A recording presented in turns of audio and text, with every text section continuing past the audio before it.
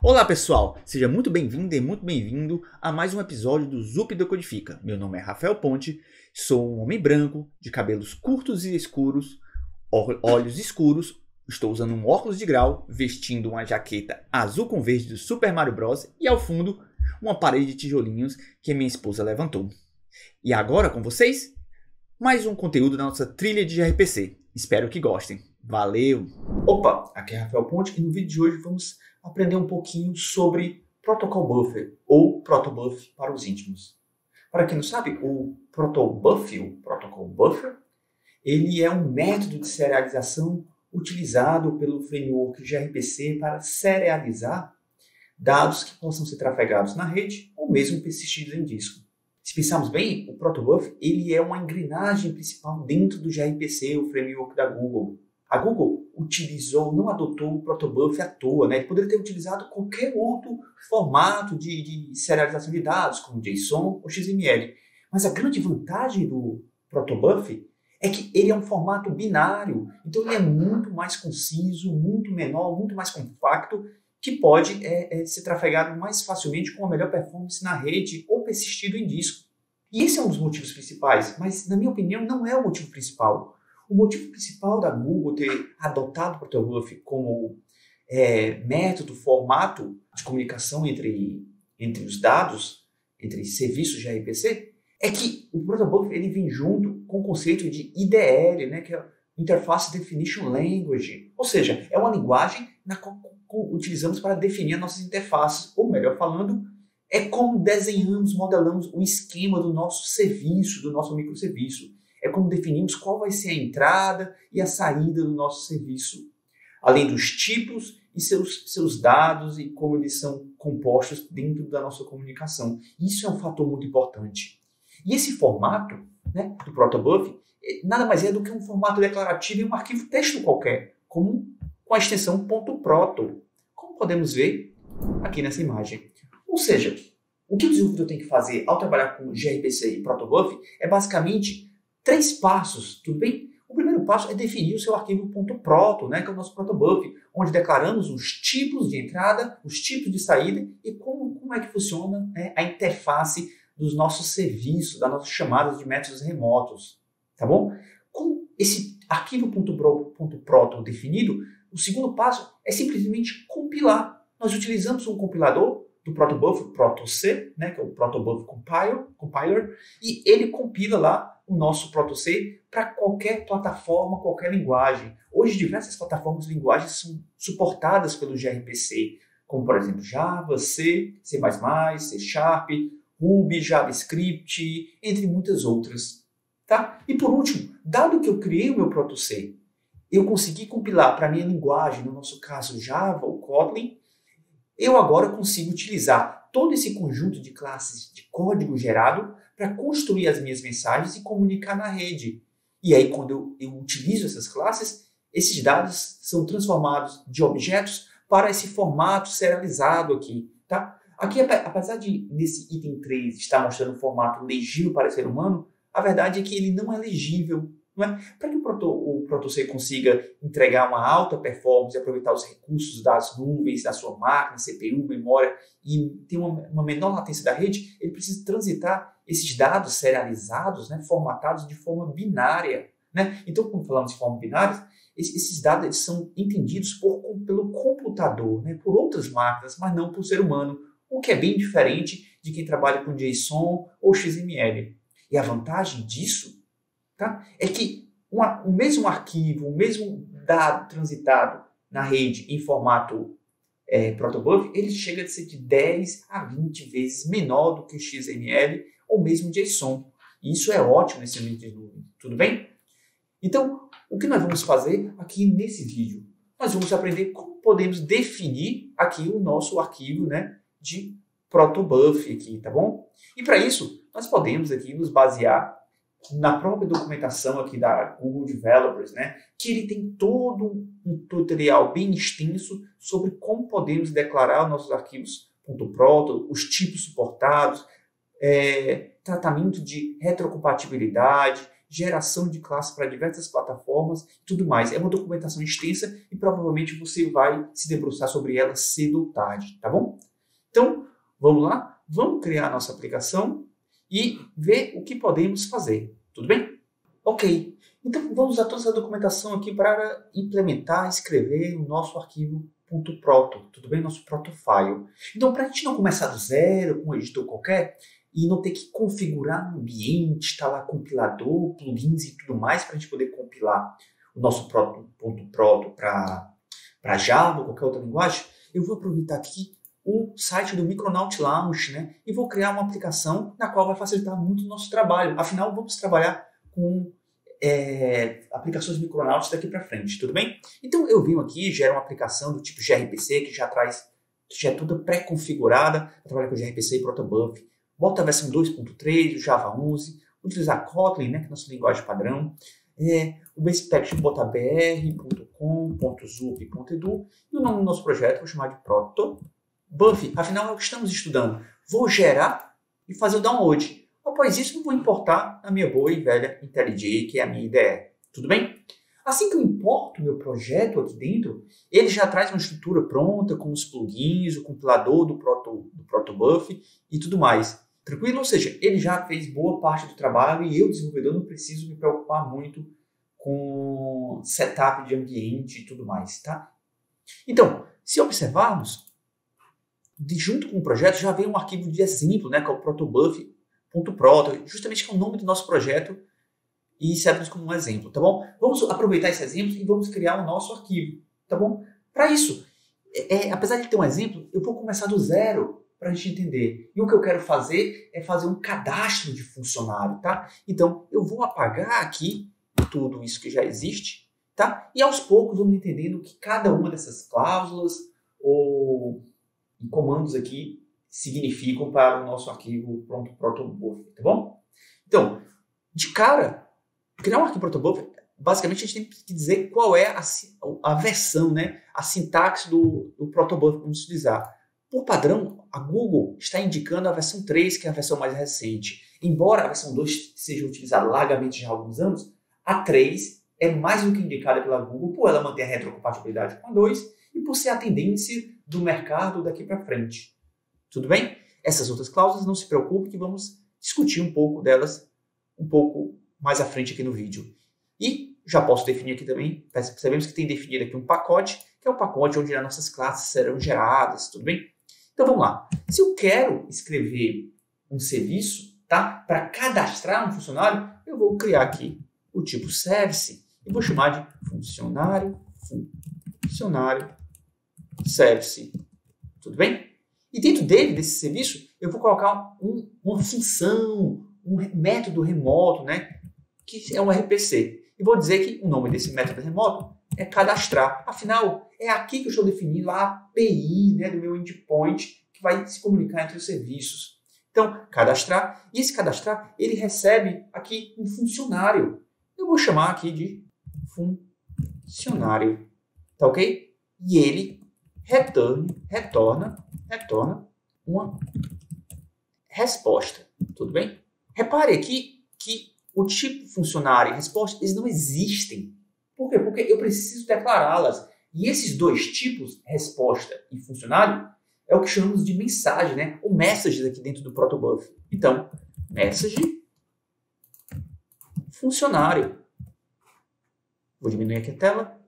E por último, message,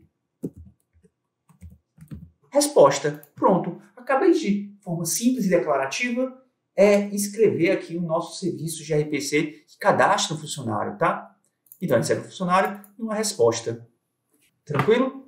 Vocês vão perceber que é muito comum que esse modelo de RPC, que basicamente é input, output, request, response, que esses dados aqui sejam chamados de request.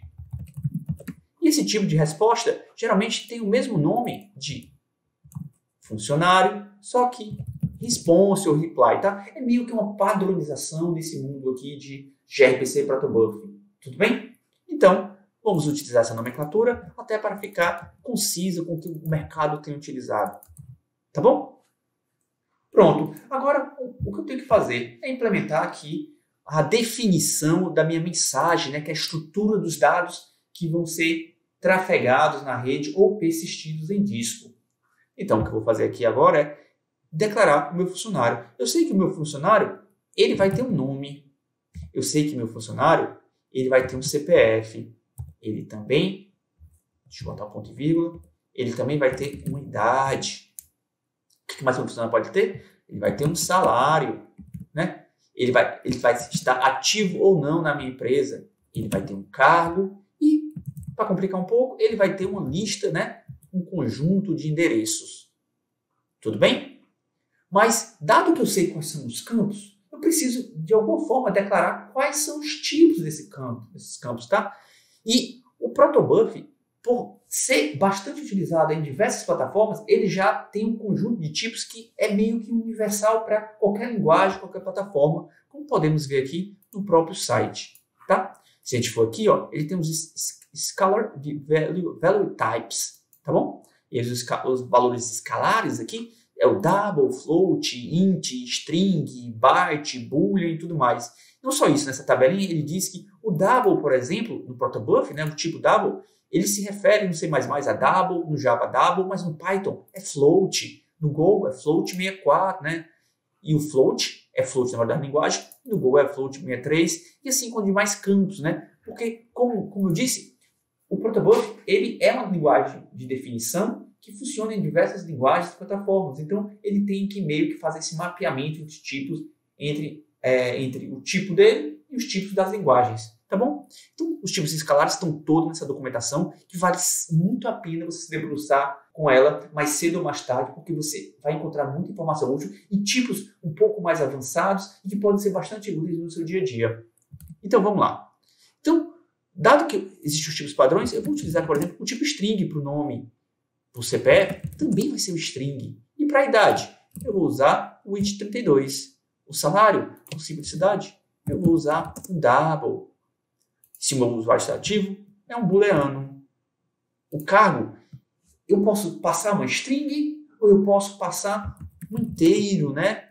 Ou um int32. Mas, poxa, um inteiro ou uma string são dados muito vagos, é difícil, né? Eu tenho que ficar lembrando qual é o número que representa um cargo do tipo desenvolvedor, QA, gerente, né? Scrum Master e tudo mais. Então, o ideal é se eu tivesse um tipo próprio para isso, tá bom? Então, eu posso, por exemplo, criar aqui o tipo cargo. E a gente vai ver que esse tipo cargo ele pode ser um enum. Exatamente, um enum como temos em várias linguagens, incluindo Java.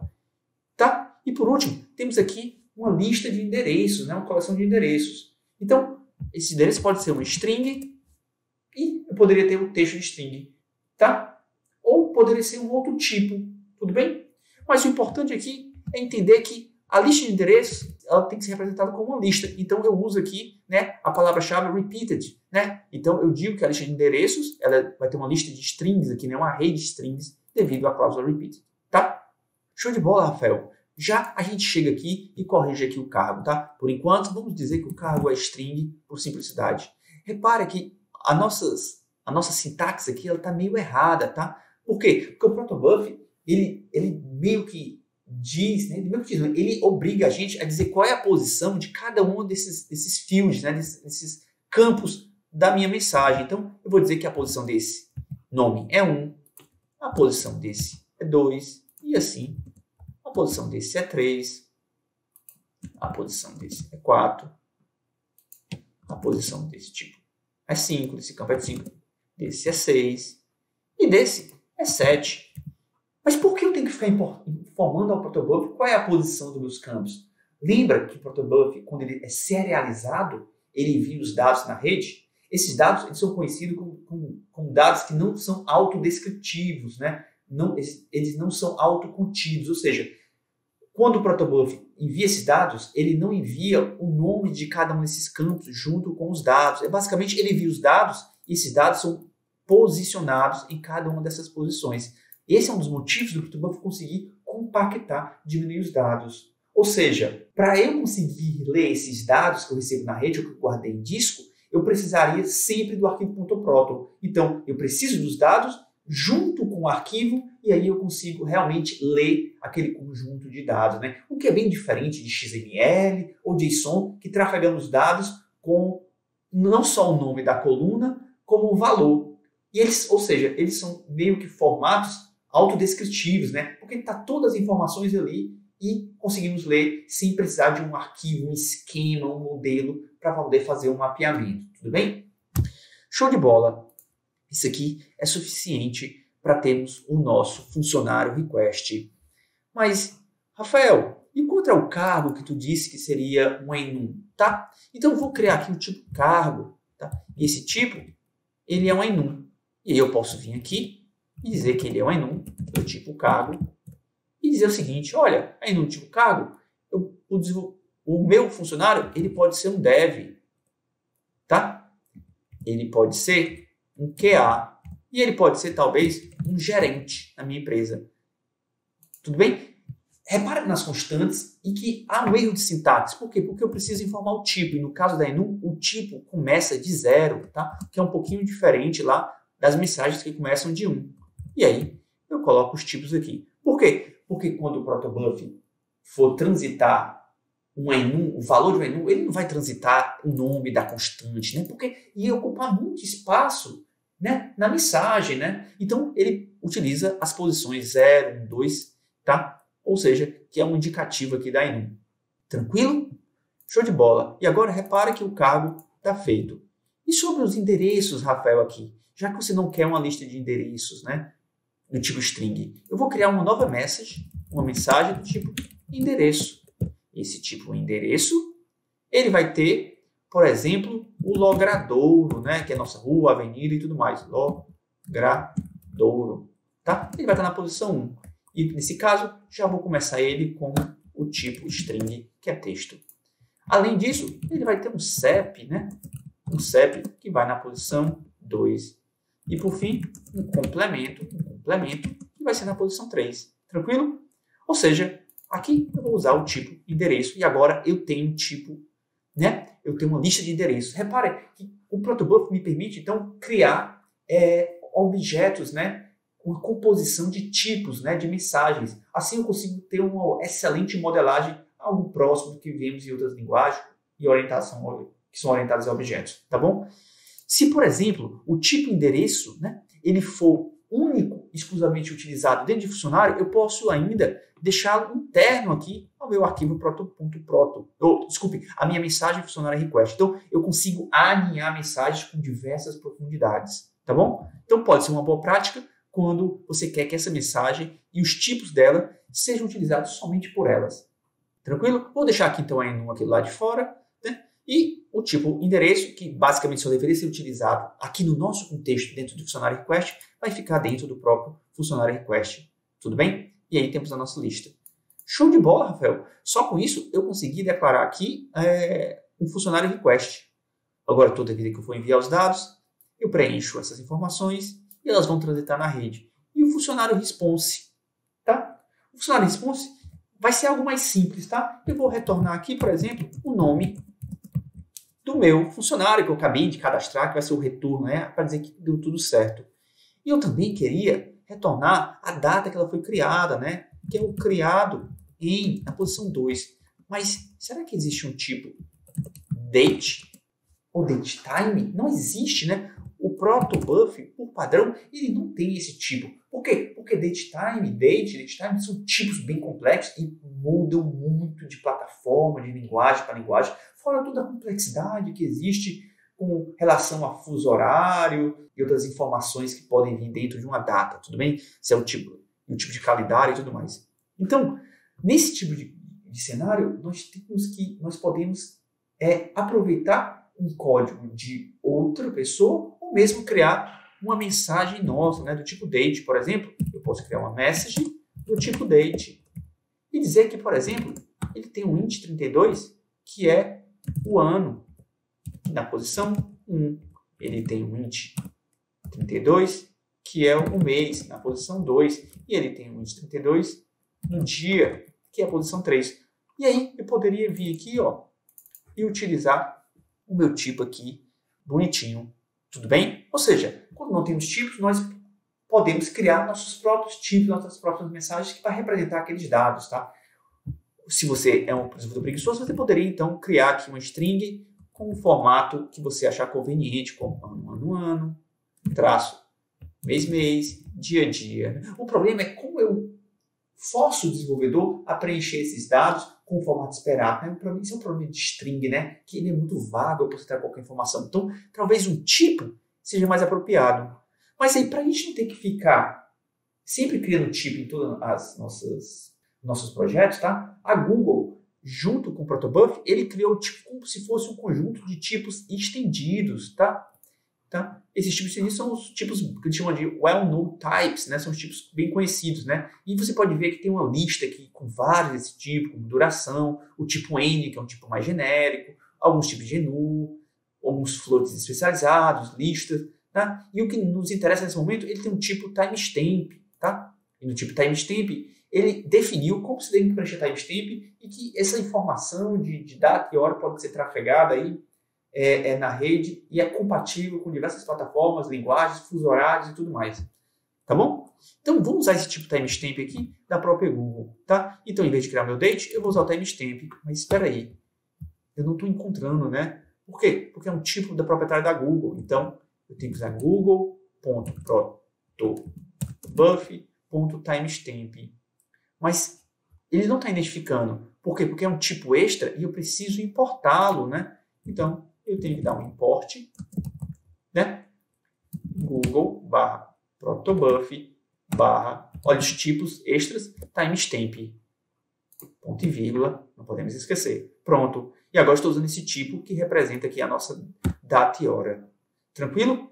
Eu posso até utilizar o date, se eu quiser, ou posso criar o meu próprio date time, meu timestamp, como eu bem entender e achar que faz mais sentido no meu negócio. Mas se você é um dev preguiçoso, assim como eu, um desenvolvedor, uma desenvolvedora preguiçosa, você vai aproveitar o que já está feito e o que funciona. Então, nesse caso, vou aproveitar aqui esses tipos da própria Google, tá? Se você quiser saber mais, pode ir aqui na documentação aqui da Google, tá? E ver os diversos tipos de utilizar, ou mesmo procurar no Google, você vai encontrar exemplos bem funcionais. Tranquilo? Não só isso, a Google, além de ter adicionado isso diretamente no Protobuf, você pode ir no site, né? Aqui é o timestamp, você pode ir no site da Google API, né? Que é um dos desenvolvedores da Google API. E lá eles têm mais outros tipos, né? Dia da semana, outro timestamp, interval, né? Mês, phone number, date e tudo mais. Então, existem vários tipos já espalhados aí pela própria Google, e são de certa forma homologados, né? Já são utilizados em larga escala, que você pode utilizar sem medo, porque você sabe que eles vão funcionar em diversos ambientes. Tudo bem?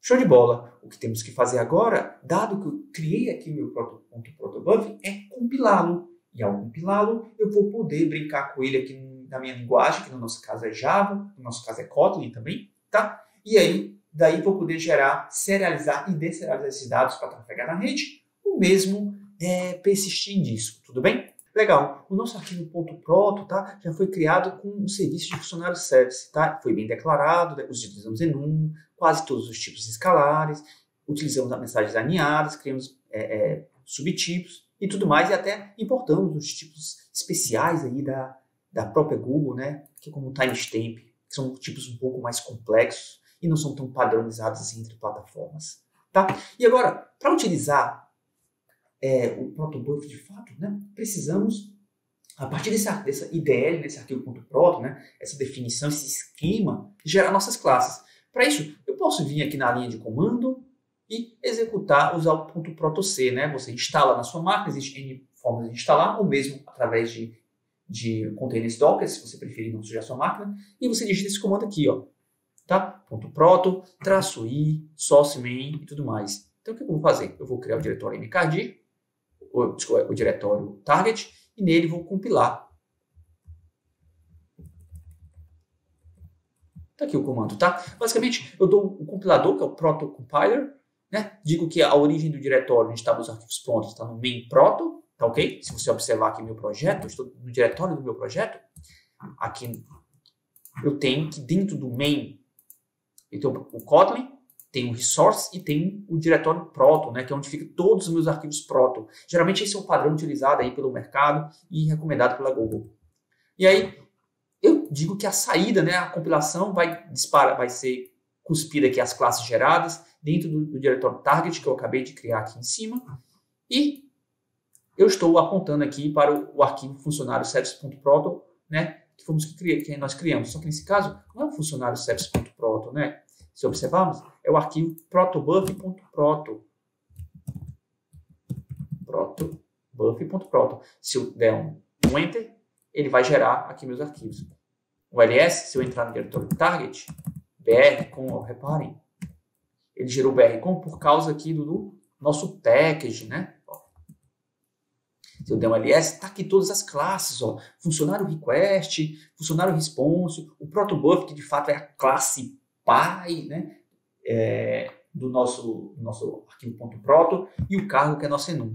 Tá? Existem outras classes aqui, como request e builder, que você vai entender que o pessoal aqui do protobuf, ao gerar as classes Java, eles se baseiam muito em builders, né? O padrão builder, para a gente construir nossos objetos de forma que eles sejam construídos favorecendo a imutabilidade. Tá bom? Só que repara que eu compilei isso via linha de comando, né? Isso é muito ruim. Tá? Então, para tirar proveito disso, né?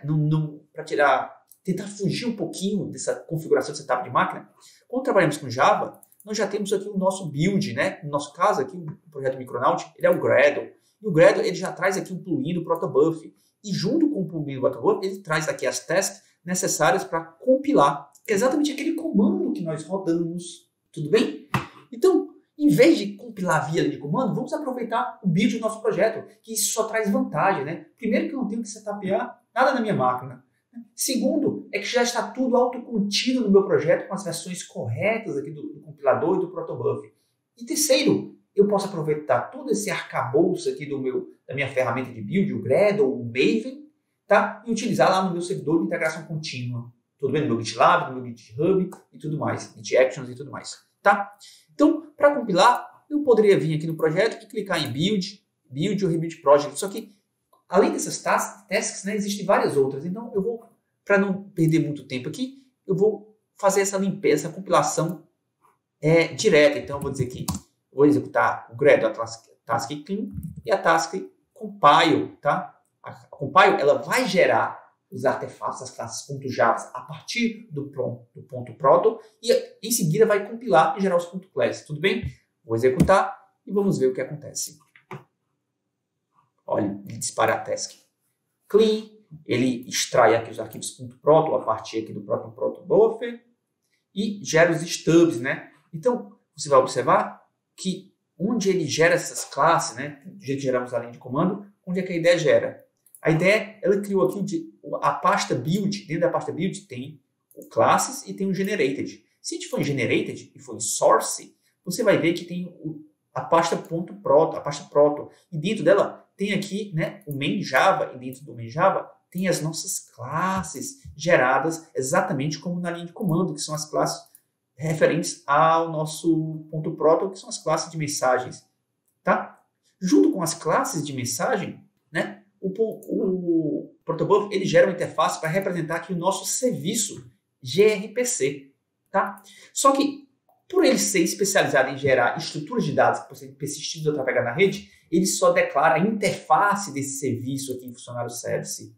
E o que eu quero mesmo é utilizar essa interface para trafegar dados na rede, né, que seria de fato o framework de gRPC. Ou seja, para isso eu teria que estender o compilador do ProtoC e adicionar características do gRPC ou de qualquer outra forma. E para isso, eu tenho que adicionar um plugin ao compilador do gRPC. E ao trabalhar com projetos Maven ou Gradle aqui no mundo Java, esse plugin já é adicionado aqui, né, que é o ProtoC Gen gRPC Java. Então, se você fosse compilar para, sei lá, C# ou JavaScript, você utilizaria outro plugin. E aí, só o fato de já utilizar esse plugin aqui no nosso projeto, o código-fonte gerado também gerou essa pasta aqui, ó, main gRPC. E dentro dele tem o nosso funcionário service, né? Que não é só a interface, mas de fato a implementação, né? Que é a implementação que vai se comunicar e trafegar dados na rede, que vamos utilizar posteriormente. Tranquilo? E aí, aqui são as classes Java, tá bom? É código realmente gerado que nós nunca deveríamos alterá-lo, porque a ideia é que eu consiga gerar sempre que eu quiser. Então, se eu adicionar código aqui, eu posso perder esse código, tudo bem? E aí, após gerar a classe, eu disparei a compilação. E a compilação vem aqui, ó, em classe Java. E tem aqui, ó, todas as classes, né, geradas. Por exemplo, a cargo, funcionário request, as builders e a funcionário service, né, que é no caso do gRPC, que a gente vai utilizar logo logo. E o protobuf, que é a classe principal do protobuf, que guarda todas as definições de todas as classes geradas e tudo mais. Tudo bem? Então, se eu voltar aqui no meu ponto proto, eu já posso até brincar com esse código, mas vamos dar uma olhada em certos detalhes. Por exemplo, o esquema aqui das options, tá? Quando trabalhamos com o compilador e o protobuf, nós podemos passar diretrizes, né, opções de acordo com a nossa linguagem. Por exemplo, aqui eu estou passando diretrizes referentes a código Java, né? Eu disse, ó, que eu quero que as classes geradas sejam geradas em múltiplos arquivos. É o padrão. Se eu não fizer isso, por exemplo, o que vai ser gerado é todas as classes de cargo, funcionário request, funcionário response, vão ser geradas em um único arquivo, né? Que no caso é aquele arquivo que eu mostrei aqui, que é o ponto .proto, né? Então, às vezes é ruim interpretar porque ficam várias classes alinhadas. Tem também aqui o Java Package, né? A option de Java Package, né? A diretriz que diz o seguinte, olha, use o nome desse pacote. Mas, Rafael, por que eu preciso desse pacote se eu já tenho aqui a palavra-chave package e o mesmo nome do pacote? A pergunta é boa, mas esse package, ele é uma namespace, né? E essa namespace, ela pode não ser padrão entre todas as plataformas, como Python, Ruby e tudo mais, né? Essa história de usar o domínio ao contrário, né? O DNS ao contrário, é coisas do Java. Então, pode ser que aqui tenha, por exemplo, meu projeto. E aí as classes seriam geradas nesse diretório. E aí, como eu estou no projeto Java, eu posso adicionar essa diretriz Java Package e dizer que eu vou querer gerar as classes dentro desse pacote, por exemplo. Tudo bem? E aqui tem esse Java Alter Class Name, né? Repara que é o .protobuf, né? Que é o protobuf, que é justamente o nome dessa classe que guarda todos os metadados ou todas as classes se eu colocar Java Multiple Files igual a false. Então, é uma classe que nós chamamos de Alter Class. Então, eu posso chamar ela, por exemplo, de funcionário service Alter Class. Tudo bem? E tem essa Objective-C Class Prefix, né? Que se eu quiser compilar para a linguagem Objective-C, né? Para quem trabalha com iPhone, iOS, ele geraria com esse prefixo. E eu não quero, tá? Então, eu posso tirar esse carinha. E da mesma forma, eu mudei aqui o Java Alter Class. Olha o que eu vou fazer. Eu vou compilar novamente e nós vamos ver que vai mudar um pouquinho as coisas aqui do código gerado. Então, se eu for aqui clean compile Java, ele vai limpar aqui as classes geradas, as classes compiladas e vai gerar agora uma classe diferenciada que é o funcionário service Alter Class. Está compilando. E foi. Agora, em vez de arquivo .protobuf, né, que é o padrão, né, eu criei os funcionários service Alter Class, tá bom? Se eu não informar essas diretrizes basicamente não são obrigatórias de seguir um valor padrão, mas se eu não informar, nesse caso do Alter Class, o .protobuf ele vai assumir que é o nome do arquivo em kernel case. Tudo bem? Por isso o nome do arquivo era protobuf, mas ele já deixou explícito aqui. Agora, vamos ver o que acontece se eu botar false aqui, tá bom? Se eu colocar false e mandar recompilar, vejam o que acontece, tá? Clean e compile Java. Percebam que só tem duas classes agora, né? Que é a funcionário de gRPC, que é o que representa a funcionário service, só que foi criada pelo plugin lá do gRPC, no nosso compilador protobuf, mas todas as classes estão agora dentro dessa Alter Class, né? Que é a funcionário service Alter Class, e ela concentra todos os tipos aqui dentro, o que pode ser útil em alguns cenários, mas o que tem se percebido é que tem se preferido utilizar ele como true para ficar mais visualmente fácil de manipular essas classes, tá? Então, eu vou aqui, vou limpar novamente e vou utilizar agora com as classes distribuídas, né, em múltiplos arquivos. Tudo bem? Tranquilo? Percebam que, ao trabalhar com Java, nós já tiramos proveito das ferramentas de build, como Maven ou Gradle, para compilar e gerar os nossos artefatos, né, nossas classes, que chamamos também de stubs, tá? Todas essas classes chamamos de stubs e vamos utilizar ela para criar o nosso servidor, para criar o nosso cliente gRPC e para construir as nossas classes de mensagens para que elas possam ser serializadas e persistidas em disco ou trafegadas na rede. Tranquilo? Bom, espero que tenham gostado do conteúdo e até o próximo vídeo. Não esqueça de compartilhar o vídeo, clicar no gostei e se inscrever no canal para mais conteúdos. Valeu!